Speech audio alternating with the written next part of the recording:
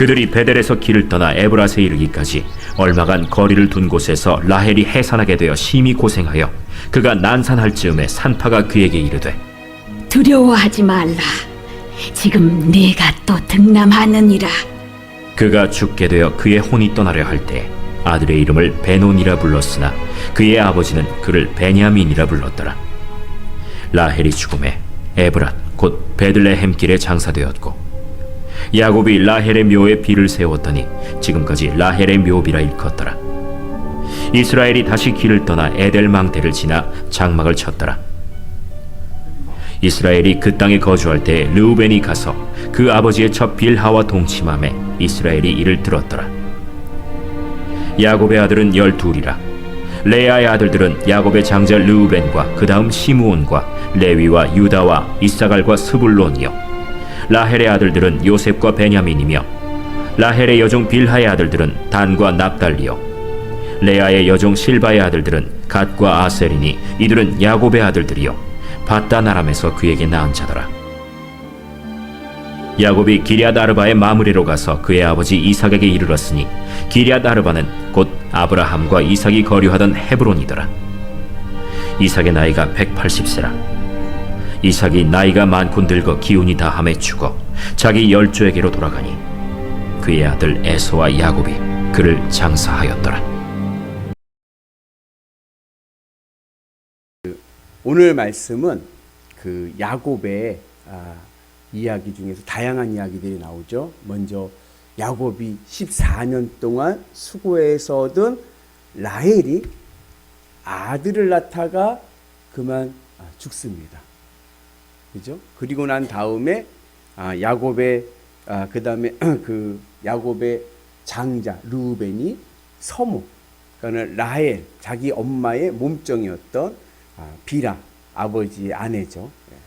서모 비라를 통간해서 동침하는 사건이 나타나고, 그리고 야곱의 12아들들의 명단이 쭉 나오고, 그 다음에 이삭이 죽죠. 이삭이 몇 세에 죽었냐면 180세에 죽었어요. 근데 180세에 죽은 이 나이의 수는 족장들, 그러니까 아브람부터 요셉 시대까지 창세기의 시대에서 족장들, 믿음의 적자들 중에서는 가장 오래 산 나이입니다. 바라긴 여러분들도 오래 사시길 축복합니다. 우리 180세까지는 어렵고 130세까지는 살기를 축복합니다. 제가 말씀 준비하다가 이삭이 그래도 어떻게 오래 살았을까? 제일 오래 아브람보다도 오래 살았거든요. 가만히 생각해 보니까는 이삭은 마음이 좋아요. 마음이. 그러니까 이 이삭은 싸우지를 않아. 그죠? 지난번에 한번 말씀드렸지만 이삭은 누가 와서 이렇게 뺏어. 그러면은 그거 갖고 싸우지 않고 그냥 피해. 그리고 딴 데 가서 또 우물을 파면 되는 거니까. 뭐 그거 갖고 막 생명 걸고 싸우질 않아. 또 뺏어. 그러면 또 피해. 그래서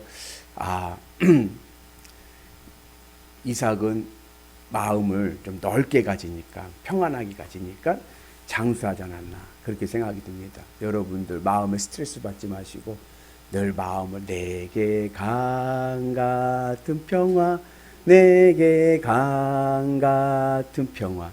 아멘이시죠? 그 은혜가 있게 축복합니다. 그 뽀빠이 이상용 씨가 여러분, 뽀빠이 이상용 씨가 예전에 그 심장병 어린이 돕기 운동하다가 그 모함을 당해서 무죄가 났어요. 무죄가 났는데도 그때 하도 매스컴에서 거의 뭐 파람치범으로 그 돈을 그렇게 해먹은 사람처럼 해가지고 무죄가 났는데도 그 오명을 씻기가 너무나도 어렵다고 하더라고요. 근데 그 뽀빠이 그 이상용 씨가 서운한 것 중에 하나 뭐냐면, 그렇게 자기가 심장병 어린이 돕기 해갖고 심장병을 고쳐줬잖아요. 근데 고맙다고 찾아온 사람이 한 명도 없었대요. 그것도 신기하죠.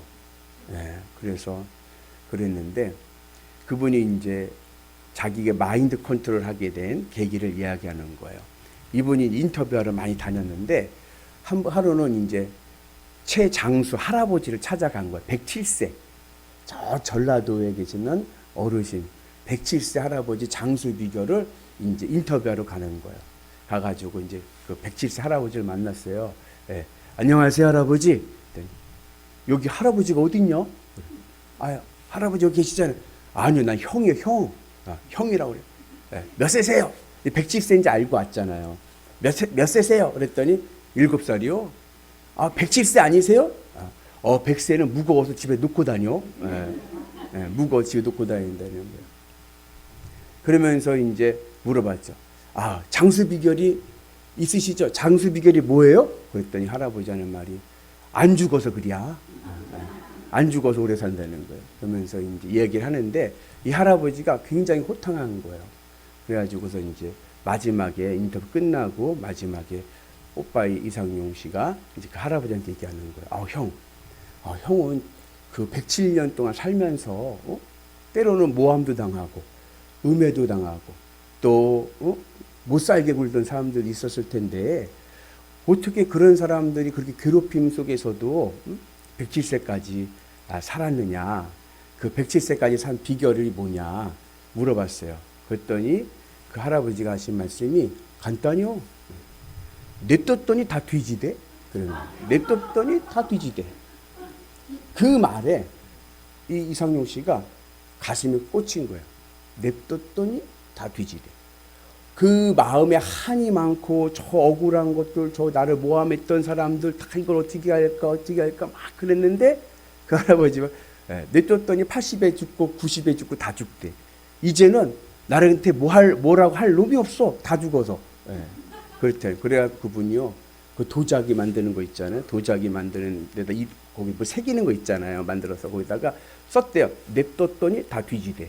그리고 도자기를 거가지고 자기 방에다 놓고서 매일 본다는 거예요. 속상한 일 있을 때마다 그걸 냅뒀더니 뒤지대. 그래서 그 마음을 넓게 가지시고 너무 이렇게 야박하게 굴면은 나만 속상해요. 그러지 마시고 마음 넓게 가지시고 하나님 살아계시니까 아멘이시죠? 그 믿음으로 승리하는 은혜가 있기를 주님의 이름으로 축복합니다. 오늘 이제 야곱의 아내가 라헬이 죽어요. 라헬은 어떠한 여자냐면 야곱이 너무나도 사랑했던 여인이에요. 그죠? 너무나도 사랑해갖고 14년을 수고해서 얻은 여인이에요. 근데 이 여인이 아이를 낳다가 죽습니다. 그 죽으면서 그 아들을 낳았을 때 그 아들의 이름을 불러요. 그게 뭐냐? 베노니예요. 베노니. 이스라엘 신앙 전통에서 이스라엘 문화 안에서는 아이의 이름을 누가 져주냐면 산모가 짓습니다. 아이를 낳으면서 여러분 아이 낳아 보셨죠? 문혜영 권사 아이 낳아 보셨죠? 아이 낳을 때 어떤 생각이 듭니까? 그 마지막 산고의 고통 속에서 막 아프고 막 그러면 아무 생각 안 나는데 아이가 탁 날 때 엄마의 바람이 있어요. 그죠? 짜증. 이제 그렇게 해서 난 아들이 야베스예요.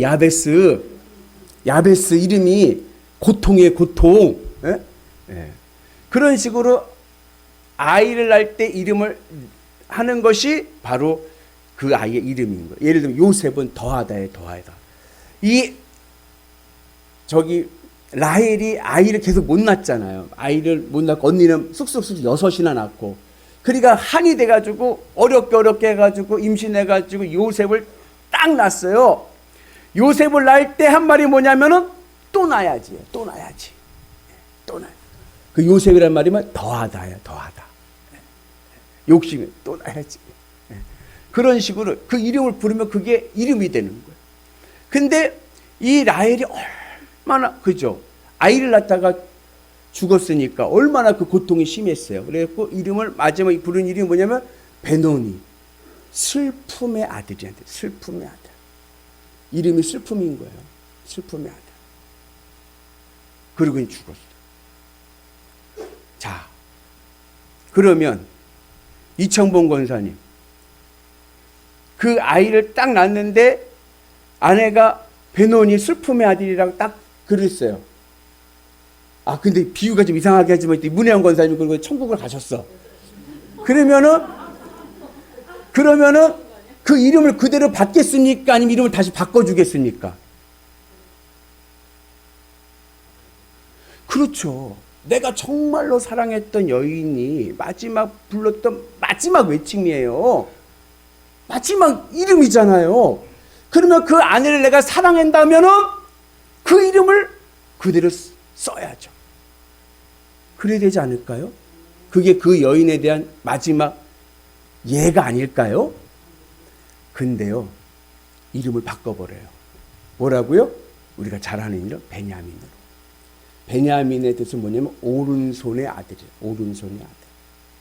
여러분, 오른팔이라, 내 오른팔이야. 오른손은 성경에서 말씀할 때 어떠한 의미가 있냐면 힘, 주권, 그런 의미가 있습니다. 힘, 주권, 능력. 누가 좋아하는 것들이에요? 남자들이 좋아하는 것들. 남자들이. 그래서 이 오른손의 아들이라는 뜻의 의미는 뭐냐면 기쁨의 아들이, 기쁨의 아들.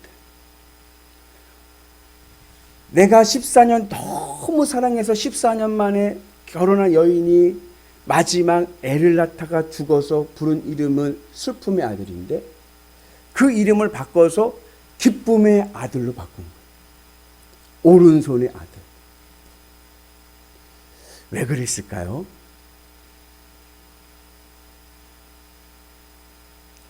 아내보다는 아들이 더 좋았던 것 같아요. 아들 낳았으니까. 아들 낳으면 좋죠. 옛날엔 더 그랬죠. 그러니까는 이름을 바꿔버려요. 거기서 우리가 하나 유추할 수 있는 것은 뭐냐면 라헬에 대한 야곱의 사랑이 식었다. 그 왜 그러냐면 우리가 지난번에 전에 앞에도 보면 아이 낳을 때 보면 경쟁할 때 보면은 자꾸 싸우잖아. 그죠? 그러니까 라헬이 자꾸 뭐라면 칭얼거려. 나에게도 아이를 낳게 해달라고 자꾸 칭얼거려. 그리고 야곱이 얼마나 답답했으면 하는 말이 내가 아이를 낳게 하냐, 하나님이 씨를 주셔야 낳는 거 아니냐 하면서 부부싸움을 막 해. 이 세상에 영원한 것 없습니다. 특별히 오늘 더 과간인 일이 있어요. 그게 뭐예요? 장남 르우벤이 아버지의 아내 서모 비라를 동침합니다.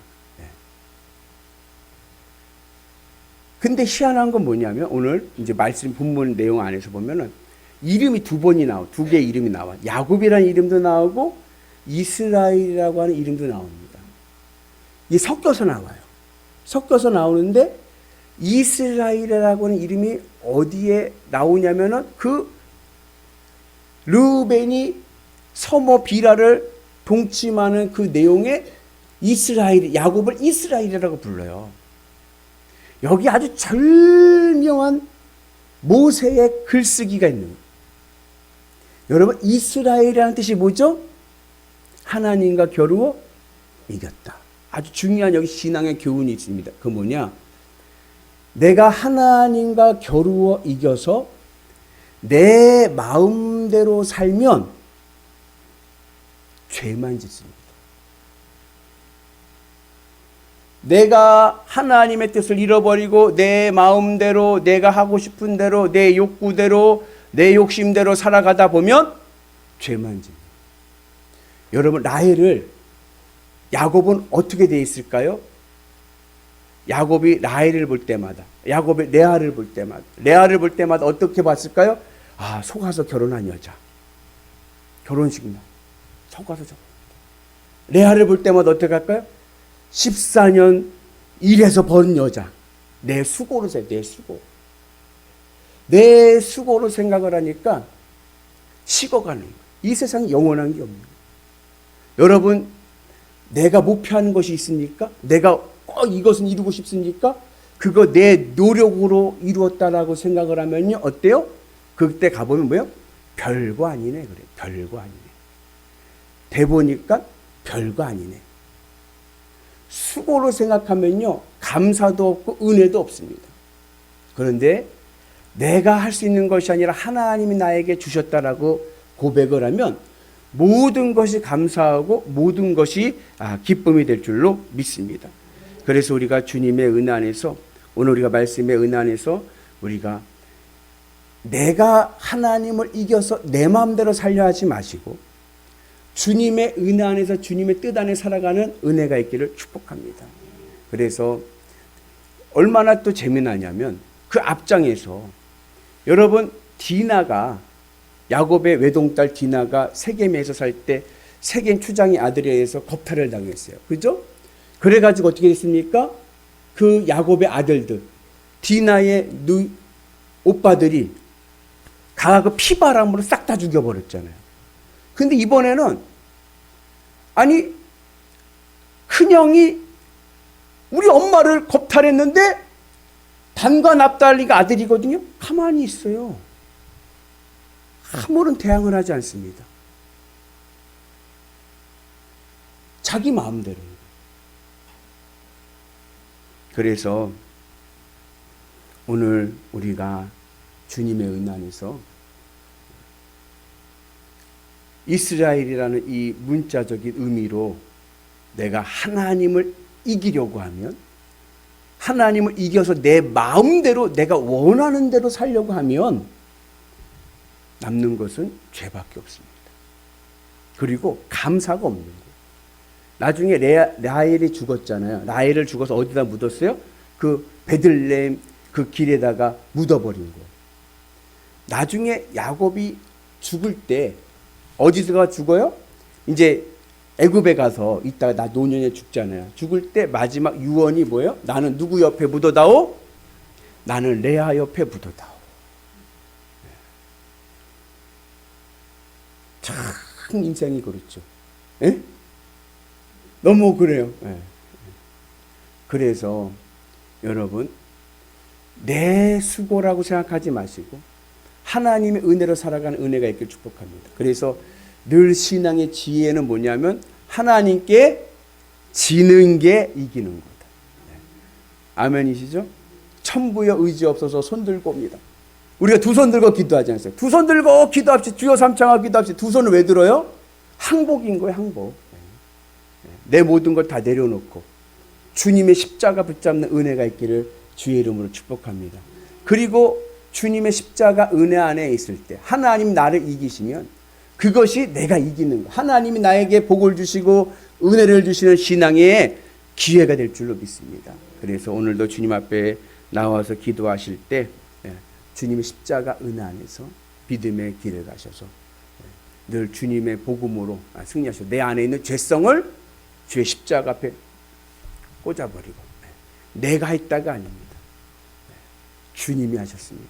날마다 주님의 은혜 안에 살아가셔서 하루하루가 귀하고 하루하루가 복된 귀한 삶을 사시기를 주님의 이름으로 축복합니다.